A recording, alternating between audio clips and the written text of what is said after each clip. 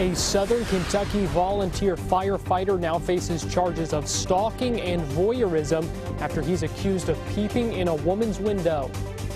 A candlelight vigil held tonight to honor a Kentucky State police trooper killed in the line of duty. How he was remembered. Donald Trump grabbed much of the attention again tonight as the Republican presidential candidates met for their second debate. Tracking, alerting, protecting. WKYT News starts now with breaking news. Good evening to you. Right now, northbound Interstate 75 has been shut down in Scott County because of a crash involving a tractor trailer, and there is a huge mess on the road. That crash happened just before 10 o'clock tonight in the northbound lanes around mile marker 121. That's just past the Fayette County line. This is a live look at the scene, and what a mess. An understatement. The tractor trailer flipped onto its side, spilling its load. It included Maker's Mark bourbon and napkins all over the road. No injuries have been reported in the crash, but there is no word on how long the northbound lanes will be closed. Police diverting northbound traffic at the Ironworks Pike exit. Keep checking WKYT.com for updates. We've had a lot of live shots, Amber, with crashes and so forth, but can't remember the last time we saw this much debris on the interstate. No doubt that is going to take an extremely long time to clean up all of that mess, so keep checking with us on when that may be reopened. Yeah.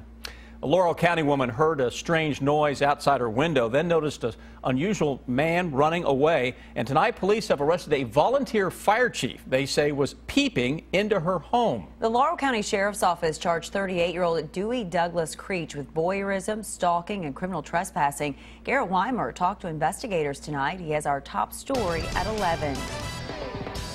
Investigators say it started when the victim heard a noise outside her window while she was getting dressed after a bath, so she called her father-in-law, who lived nearby. They told investigators after he got there, they saw a man run out from behind the house and get into a car. Firefighters at the Bald Rock Volunteer Fire Department say they've been through tough times before, and again, they say they find themselves in a difficult spot after their chief was arrested. Dewey Douglas Creech is charged with stalking, voyeurism, and trespassing. We see that the situation usually escalates and it can get more dangerous than ever before, so that's why something like this has to be reported, investigated, and hopefully somebody arrested for it. I'm told Creech wasn't at the firehouse Wednesday night, but other officials were. A board member told me they don't have any comment until they can sort things out and figure out fact from fiction. I think that if you're in public service, that you're held to a higher level, higher standard, as you should be, by virtue of whatever your position is. So yes, it concerns us very deeply if somebody is in a position of authority and they allegedly commit a crime. Investigators say the victim told them she had heard similar noises outside the 3 nights before that as well. In Laurel County, Garrett Weimer, WKYT. The sheriff's office says Creech bonded out a few hours after being booked into the jail. He served in the Navy before starting a new career with Kentucky State Police. Tonight, a community remembered a state trooper killed in the line of duty. Trooper Joseph Cameron Ponder was shot to death along Interstate 24 in western Kentucky. Police later shot and killed the suspect.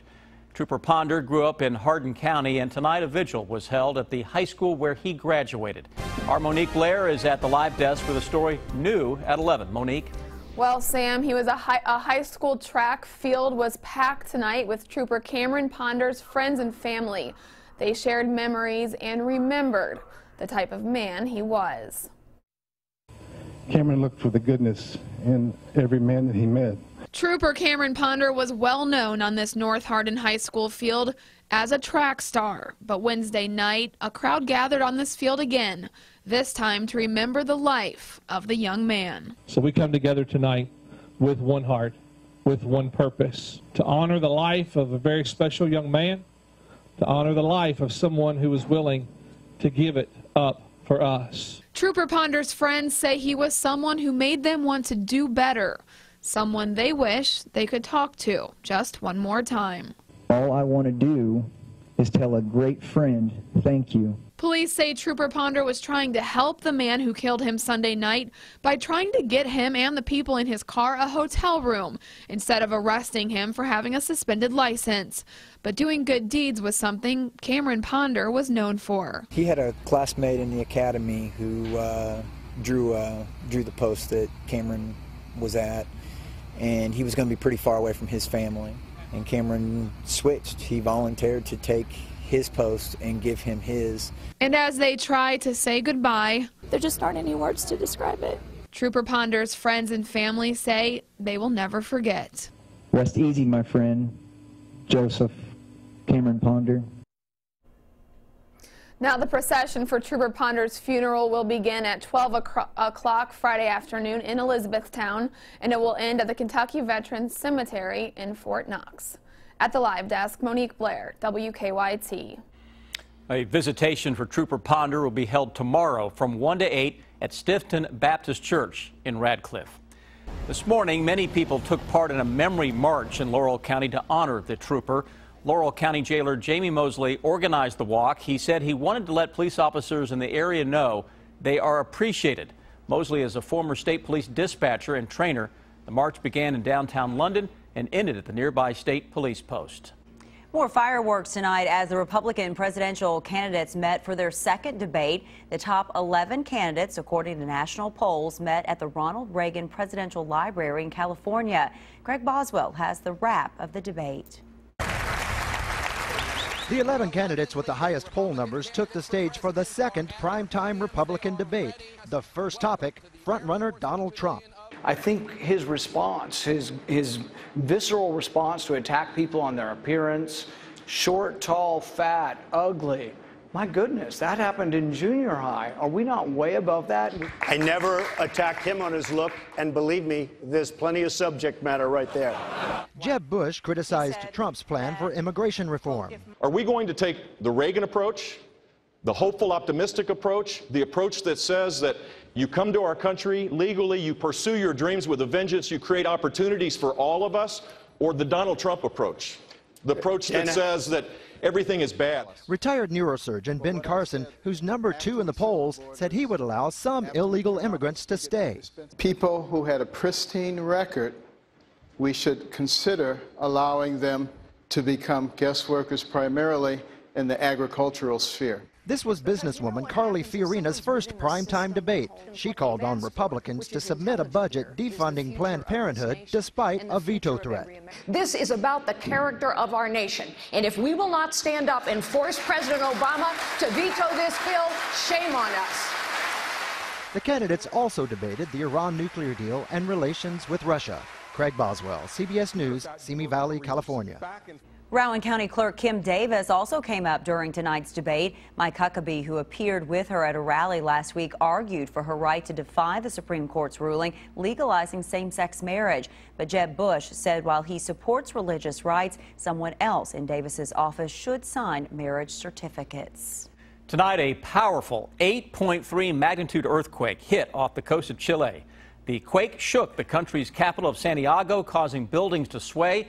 There were no immediate reports of injuries, but authorities said that some homes collapsed. There are also concerns about a possible tsunami. A tsunami watch has been issued for Hawaii for the overnight hours because of this quake. Now, Chief Meteorologist Chris Bailey's been watching this closely, tracking the earthquake. Chris, was it picked up here in Kentucky? You know what? It's almost 5,000 miles away from Kentucky to Chile, and yes, indeed, we were picking up on the seismographs here in Kentucky a little bit of the earthquake. This is one out of Stanton in Powell County, and you can see here how the black lines all of a sudden start getting a little active here. You couldn't feel it. The human aspect of us couldn't feel it, but the seismographs actually picking up the shaking of the ground in Kentucky that is roughly 5,000 miles away from earlier this evening. Absolutely amazing. That's a powerhouse of an earthquake down there. The actual weather across Kentucky, not too bad at all. Again today, another winter of a weather day. A little bit of high cloud cover southeastern Kentucky. Temperatures dropping now upper 50s to low 60s, and it's another night with those readings dropping into the 50s. We've got our eyes on the weekend with a cold front that arrives with a threat for some showers and thunderstorms that may play a role in the UK game out at Commonwealth Stadium on Saturday. We'll time that out with the hour-by-hour forecast, guys. A brand new hour-by-hour, by the way, in just a few minutes. New tonight, police have arrested a woman they say abandoned some dogs in a Clark County home. Police charge 53-year-old Carlene Gleffy with second-degree animal cruelty. They say someone complained about a stray dog near her home on L&E Junction Road. Police say neighbors told them the dogs came from Gleffy's home, so they went there. Police say the home was vacant, but inside they found 3 other dogs, all starving. They say the dogs did not have food or water, and all of them had worms. The dogs were taken to the Clark County Animal Shelter.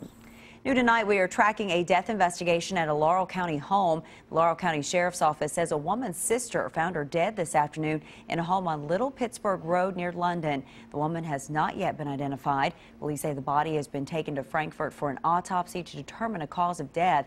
The Sheriff's Office told us so far they have not found anything suspicious about the death. We want to update you now on some breaking news out of Scott County. This is near the Fayette line. Another live look at northbound Interstate 75, which has been shut down because of a tractor-trailer crash. Happened, as I said, past the Fayette County line into Scott County. The tractor-trailer flipped onto its side and lost its load of Maker's Mark bourbon and medical supplies. Just an immense amount of debris and Maker's Mark and napkins, boxes, you name it, all over the interstate. Now, no word on how long the northbound lanes will be closed, but if we're guessing here, it is going to be a long time tonight. Keep checking WKYT.com for updates on that. You ever seen such a thing on the interstate? Wow. Not anytime soon. Yeah. Tomorrow, a community will remember a woman police say was killed by her husband in Richmond. Richmond police say that Jackie Rose's husband took his life after shooting her in their home last weekend. Police say the couple's 15-month-old daughter was also in the home but was not hurt.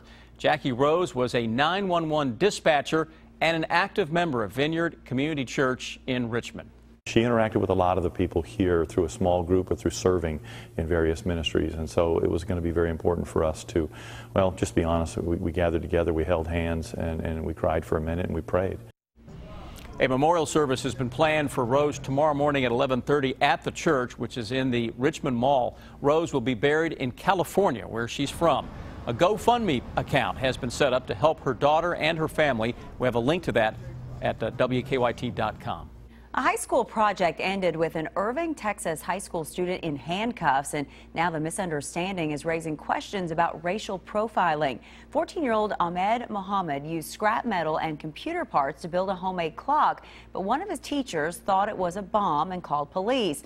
Ahmed was questioned and put in handcuffs. Police later determined the device was indeed harmless, and Ahmed was released without charges. His family claims he was mistreated because of his name, but Ahmed says he wants to turn things into a positive.